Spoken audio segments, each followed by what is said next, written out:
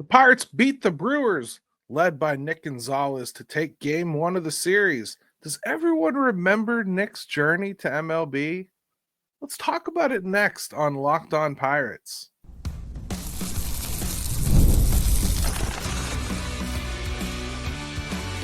You are Locked On Pirates, your daily Pittsburgh Pirates podcast, part of the Locked On Podcast Network, your team every day.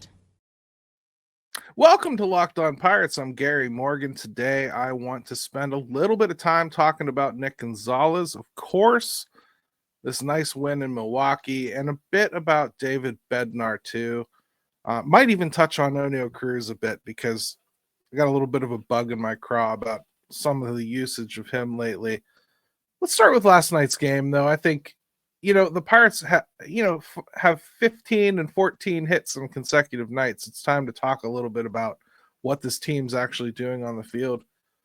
Baseball's a pretty fun sport when you hit a little, isn't it? I mean, everything changes. Just being able to hit a little bit of back and forth. The Pirates bats showed up. This was one of the classic back and forth games that some teams have once a week. But the Pirates simply haven't had the type of offense all season long to give you this kind of game. This is classic fun baseball, though. Back and forth contests, tightly contested, hard fought 90 feet over and over again. Mind games about people going and not going, and video reviews that actually matter for more than just pride. I loved it. 14 hits following a 15-hit performance. That's not what we've been seeing. So enjoy it. I want to talk about just a few individual performers. I thought Braxton Ashcraft started with a 3 clean inning start. I mean, clean. He was just dominant. Braxton Ashcraft looked very much at home coming out the gate as a starter. It's hard to not want to see more. As much as I think he's potential in the bullpen, really anywhere you can imagine you want to stick him, man, I want to see a little bit more of him as a starter. I loved what I saw from him. Hunter Stratton, freshly called up, struggled to get through one while giving up 3 runs, nearly gave this game away if you really want to be honest about it. And I feel like they kind of stubbornly stuck with him longer than they should have too. In fact, I think that's how the game ended up getting tied, because they tried to get multiple innings out of him and it just wasn't happening. And Chase Shugart came in to try to put out the fire and couldn't. Gave up a 2-run bomb to Yelich, who is on absolute fire right now. But it didn't work out. Game was tied. Pirates ended up taking the lead back, obviously. Isaac Mattson, just a killer 1 2/3 innings to hand the ball to Bednar for the save. That's the pitching side of things. And honestly, for once, the least interesting side of things in a Pirates game. I know. I'm losing it too. Listen, offensively, Nicky G, we're going to talk about in segment 2. Went 5 for 5 with 2 doubles. Brilliant performance from him, and we're going to expand on him, so I don't want to spend too much time here. Brian Reynolds had a couple hits, including a double. Spencer Horwitz is really starting to climb. He gets a hit just about every day, sometimes 2. Average is moving up. It's starting to become a lot more apparent that he's a good fit over there. Defensively, he's been great. We haven't had a really good defensive first baseman in a long time, so it's really nice to see that aspect of things playing out.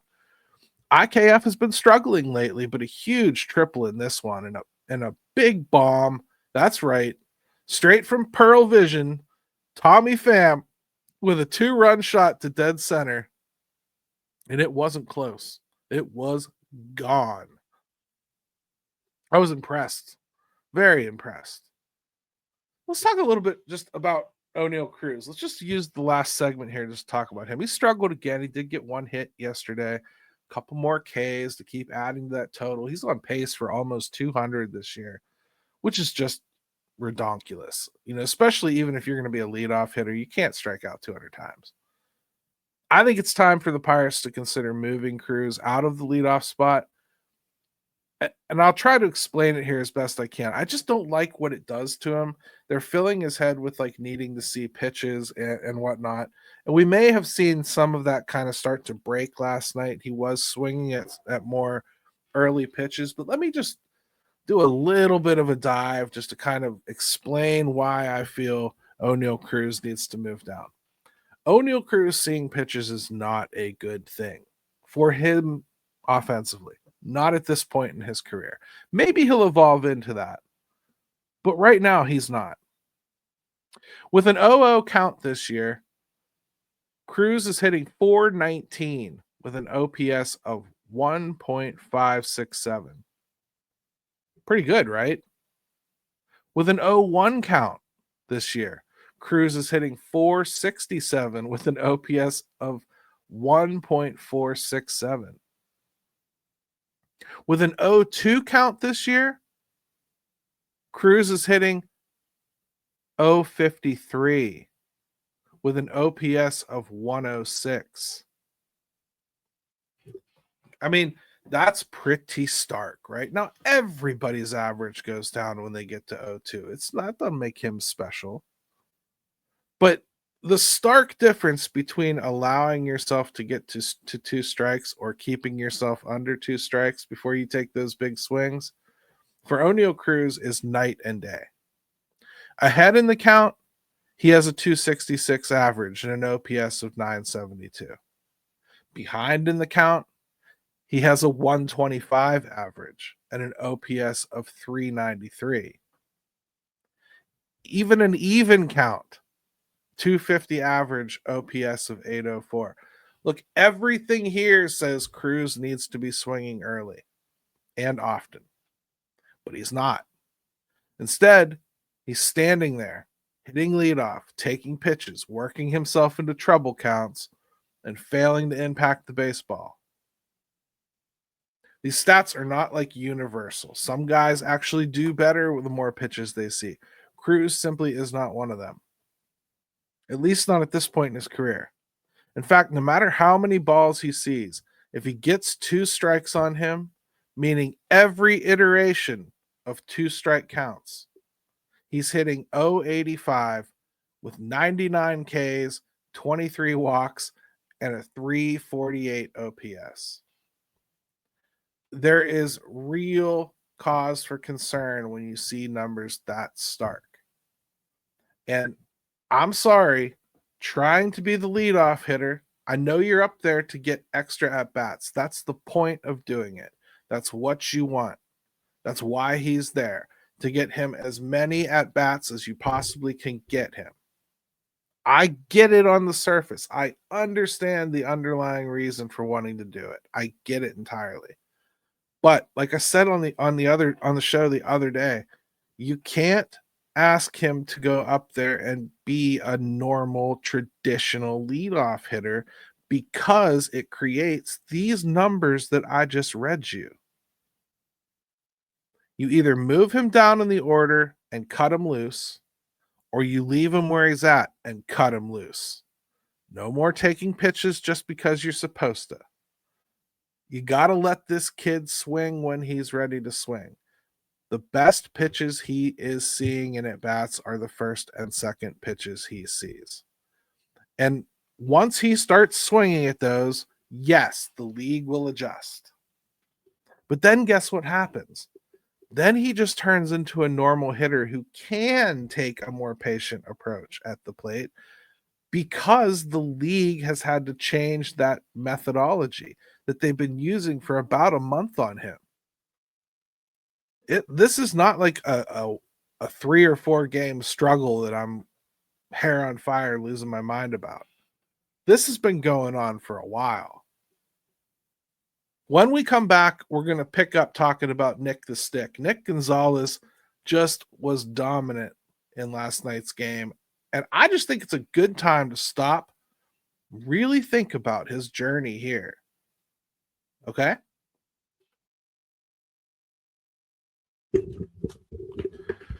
Guys, you've probably heard of Viagra, Cialis. Maybe you've even tried them. But if you're looking for something beyond the usual pill, it's time to meet Rugiet Ready. Rugiet Ready is next-gen prescription treatment designed to amplify arousal in the brain and boost blood flow. Unlike the usual pills that can take hours, Rugiet's 3-in-1 formula dissolves under your tongue and kicks in fast, on average in 15 minutes. Effects can last up to 36 hours, so you can stay confident and in control when the moment is right. You can even read real customer reviews on their site. It's helping a lot of people feel more confident and present in the moment. Head to Rugiet.com/LockedOnMLB and use code LockedOnMLB to get 15% off today. That's RUGIET.com/LockedOnMLB and use promo code LockedOnMLB for 15% off. Individual results may vary with prescription treatment. Compounded drugs are permitted to be prescribed under federal law but are not FDA approved and do not undergo FDA safety, effectiveness, or manufacturing review. Please visit the Rugiet website for full safety information.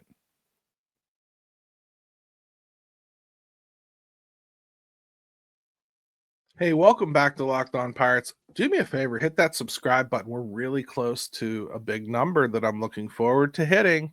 I think I need like 5 more, so keep going, keep going. Make sure your friends know about the show. If they don't, shame on you for 6 weeks. You got to make sure they hear about it. And hit me with a like, please. Nick Gonzales, Nick the Stick, Nicky Two Bags, whatever moniker you've decided to give him. I have just gone with Nick Gonzales because until a guy starts proving to me that he needs to have a nickname, I tend to just hold off. But Nick the Stick I like a lot. I just wanted to remind people about his path a bit. It's easy to forget where these guys come from, and I know that Nick Gonzales is a first-round pick, and everyone knows it. But do you think about it very often, or did you think of him as a failed one or one that was taking way too long? Like a lot of people did.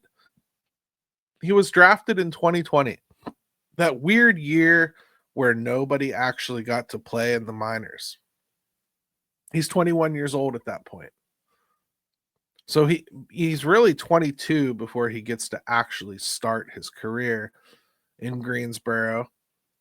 And eventually he'd make his way up to Altoona and he'd face injuries, a lot of foot injuries he was having early on. 2023, he was promoted to Indianapolis.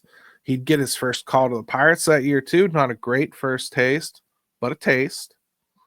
2024 would find him back in Indianapolis, but injuries showed up again. Eventually, he got another shot at the majors last year, and it went considerably better than it did in 2023.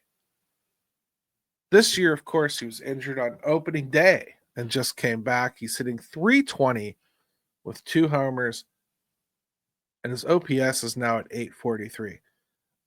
I say all that because I really feel it's important that you remember the journey. We talk about these kids being drafted and we label them busts almost way too quick. I think a lot of people just forgot about what Nick went through. Like, you remember the training circle that they had in Altoona during COVID where they could have X amount of players there and they would just invite certain prospects that they wanted to try to keep an eye on. Like in this case, I think it was Quinn Priester and Nick Gonzales were both there. And Quinn Priester started rising up those prospect rankings from Baseball America and whatnot. And everyone was like, oh man, this is going to be awesome. Quinn Priester is going to be a top prospect.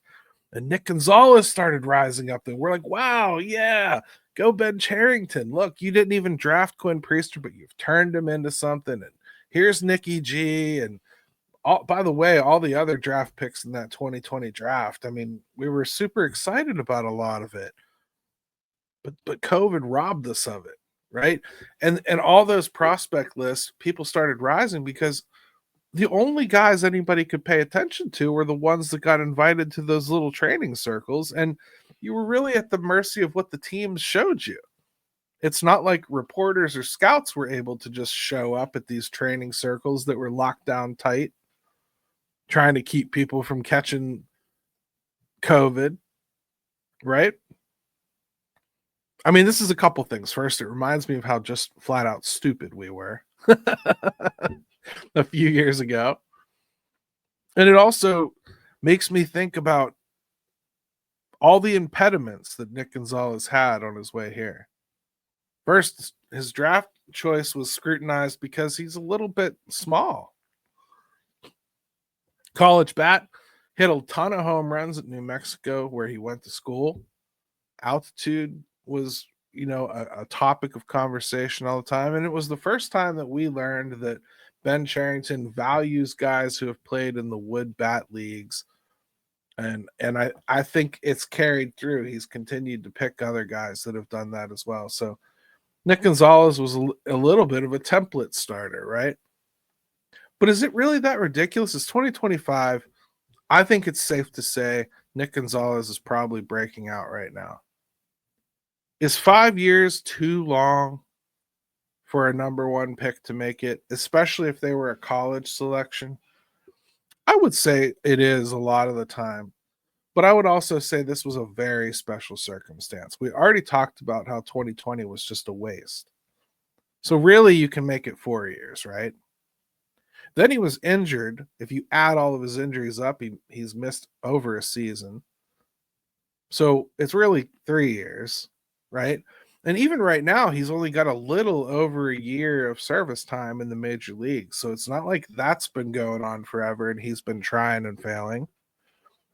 Last year, he managed to hit 270 in his little bit of time up here and hit 7 home runs.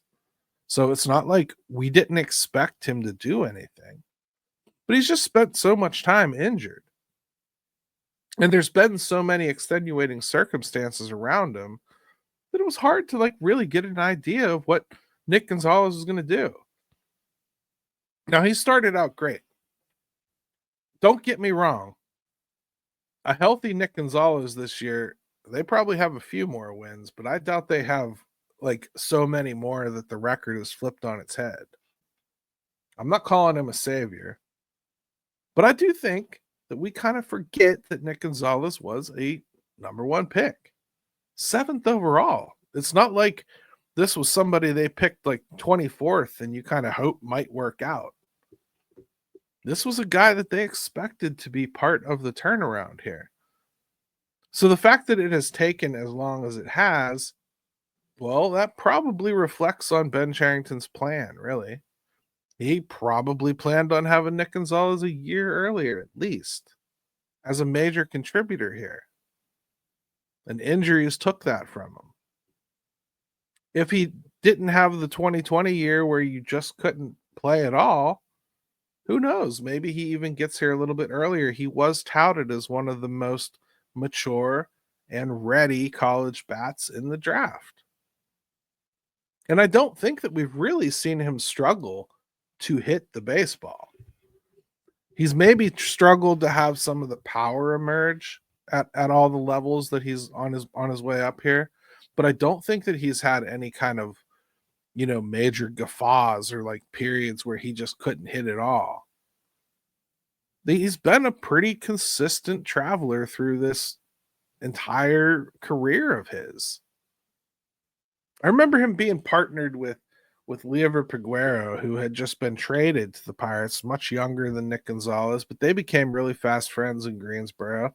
They were part of this whole Greensboro Boys initiative that the Pirates started showcasing that unit because that unit was supposed to be what was going to come up here and affect this team. And they have. Carmen Mlodzinski, Jarrett Jones, Nick Gonzales, they've had a decent amount of those players come up here and start impacting the team. Lever Peguero never did. Not really, anyway. So Nick Gonzales kind of broke away from him a long time ago and has separated himself. Even if they were in the same level, it was never seen as some kind of dynamic duo as much as it was at one point. But Nick Gonzales should give you hope for some other prospects. He really should.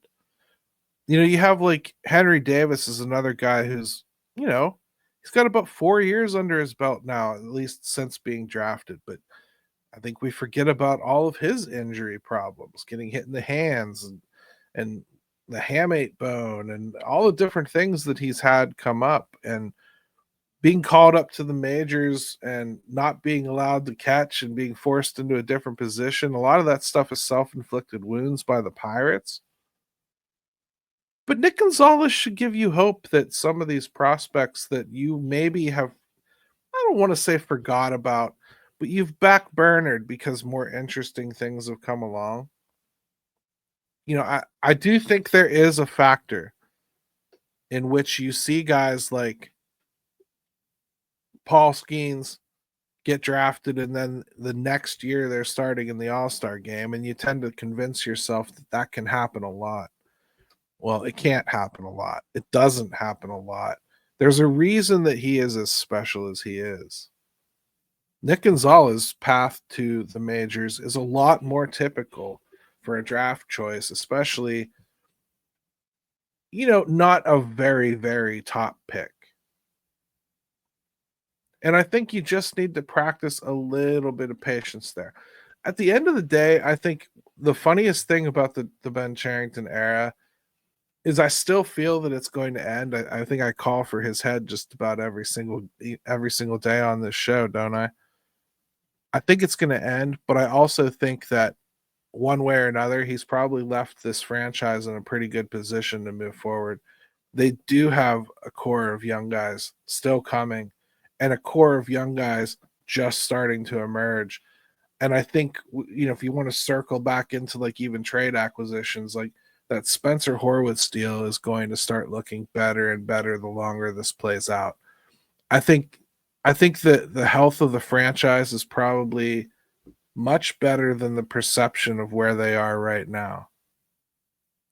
Let's take another quick break, and when we come back, let's talk a little bit about David Bednar. Another big save last night, and man, he's really started to turn things around too. You ever check your bank account and wonder where all my money went? Between dining out, online shopping, and entertainment, it's easy to lose track. That's where Monarch Money comes in, your personal CFO, giving you full visibility and control over your finances. Monarch Money isn't just a budgeting app, it's a complete financial command center. You can track all your accounts, investments, and spending in one place so you can stop just managing your money and start building wealth. When I started using Monarch, I realized just how much I was spending on food delivery. Now I budget smarter and save more. Take control of your finances with Monarch Money. Use code LOCKEDONMLB at monarchmoney.com for 50% off your first year. That's monarchmoney.com. Code LOCKEDONMLB for half off your first year.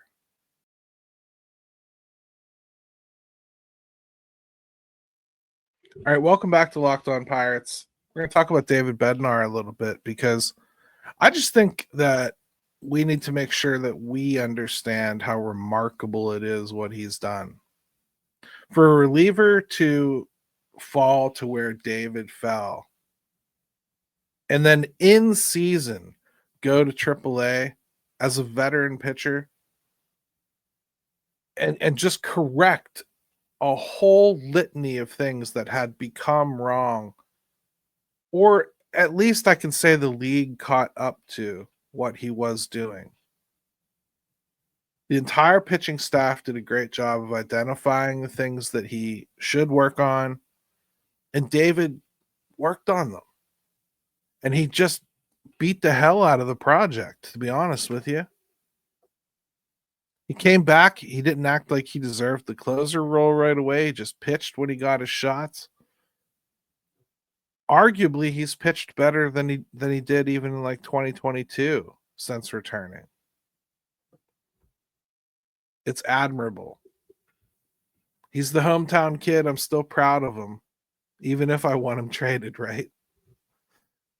I still think the Pirates need to move forward with that trade, though.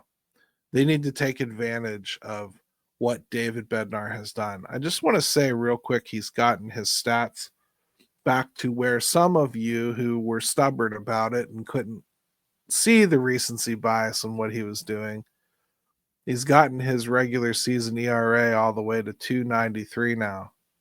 So he can be a good pitcher again for some of you that just would not accept that based on what he was doing. The money David is owed. He makes $5.9 million this year. Next year he has arbitration 3.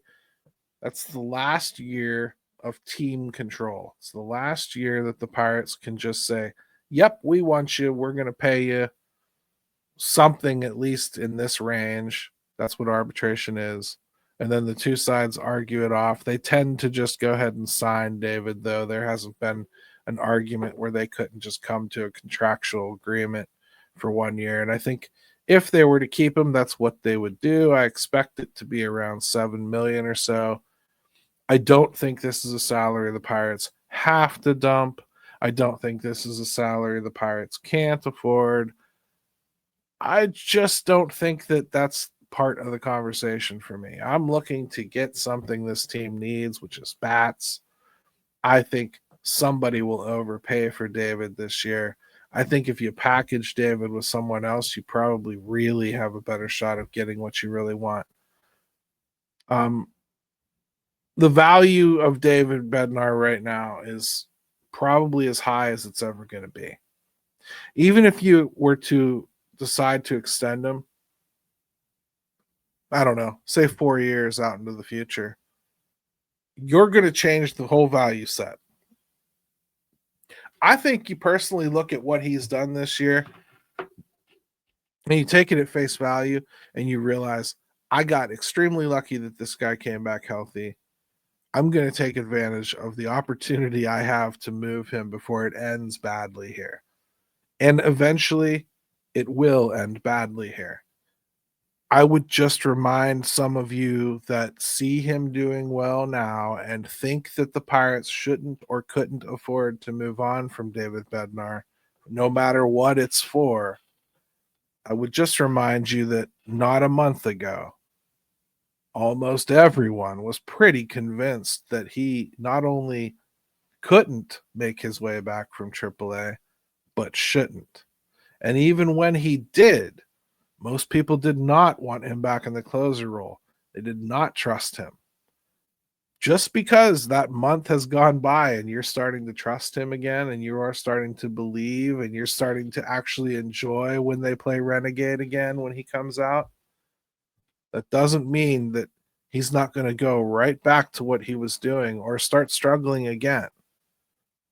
He's at that age where it's sometimes a little bit of a tipping point. You can have times when they perform really, really well at this age. You can have times where they start to slip and they can't ever get it back. I don't think we're seeing the physical issues with David Bednar, meaning I don't think physically he's lost his velocity. I don't think he's lost his killer instinct. I think he's got a few more years of being a good closer in him. So if the Pirates wanted to try to find some kind of a reasonable extension offer for David Bednar, that's really the only way it could go. I don't think that you could pay him fair market value. I think if he were to go out on the free agent market, somebody would probably give him in the neighborhood of $8 to $10 million a year. I would think that's not exorbitant. It speaks to his recent issues. It speaks to his recent upswing. I think there's a lot to be said for that, and I think he would get a contract. He would, from somebody. The Pirates could even do it. I just don't know if I want to allow sentimentality to get in my way here. I think the Pirates are going to have to accept some very difficult realities when it comes to this trade deadline. Ben Cherington, we talked about a little bit on the show yesterday. I have not liked his recent comments. They make me feel like he might just decide that it's more important to keep this team where it is than it is to think about next year, if only because I think his survival into next year depends on what happens the rest of this year. So